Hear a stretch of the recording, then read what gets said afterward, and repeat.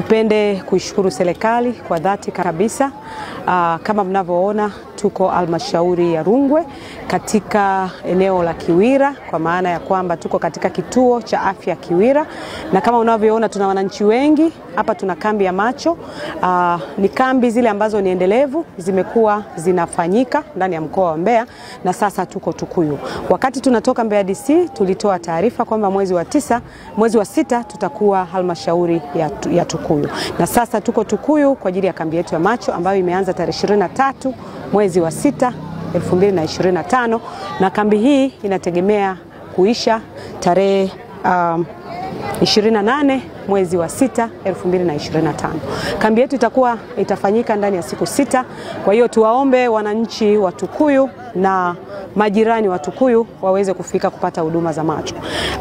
Kambi yetu tunategemea kufikia wananchi 700, lakini kama unavyoona leo ni siku ya 3, lakini siku ya kwanza tumefikia 134, na siku ya pili ya jana tumefikia wananchi 140. Kwa unaweza kaona target yetu kwa siku au lengo letu kwa siku ni wananchi 120. Kwa hiyo tunakwenda vizuri na wananchi wanaendelea kuingia na wanaendelea kupata huduma. Na hapa tuna huduma mbalimbali ambazo zinaendelea. Tuna huduma ya kuchunguza macho kwa maana ya jicho kama jicho kwa ujumla, lakini tuna matibabu ya macho, lakini pia tunafanya upasuaji wa mtoto wa jicho, lakini pia wanatoa huduma ya upasuaji kwenye eneo la vikope. Kwa hiyo tuwaombe wananchi waweze kujitokeza kwa wingi. Tupende kumshukuru Mheshimiwa Rais kwa dhati kabisa kwa huduma hizi ambazo ameendelea kuwaletea wananchi wa mkoa wa Mbeya, lakini pia kama unavyoona tunaendelea kuishukuru serikali, Wizara ya Afya, Ofisi ya Rais TAMISEMI kwa kuendelea kusimamia kitengo cha macho na kuhakikisha kwamba huduma hizi za macho zinafika kwa wananchi kupitia ngazi za hospitali za rufaa za kanda, lakini hospitali ya rufaa ya mkoa, hospitali za wilaya, vituo vya afya pamoja na zahanati zetu katika kuchunguza macho na kutoa huduma za macho.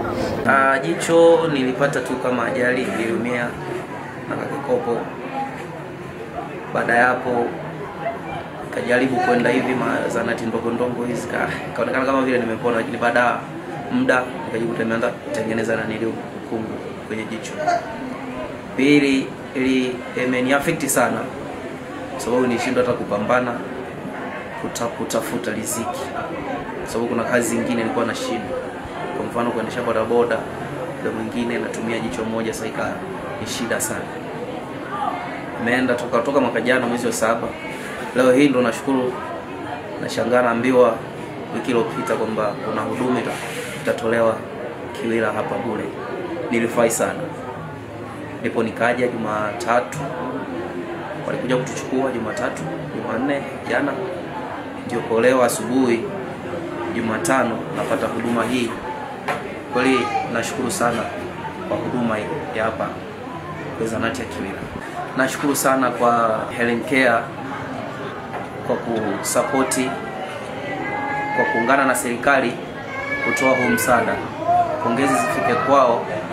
Pili, Mungu awajalie wasiishie hapa, wazidi kuendelea kadri ya miaka na miaka.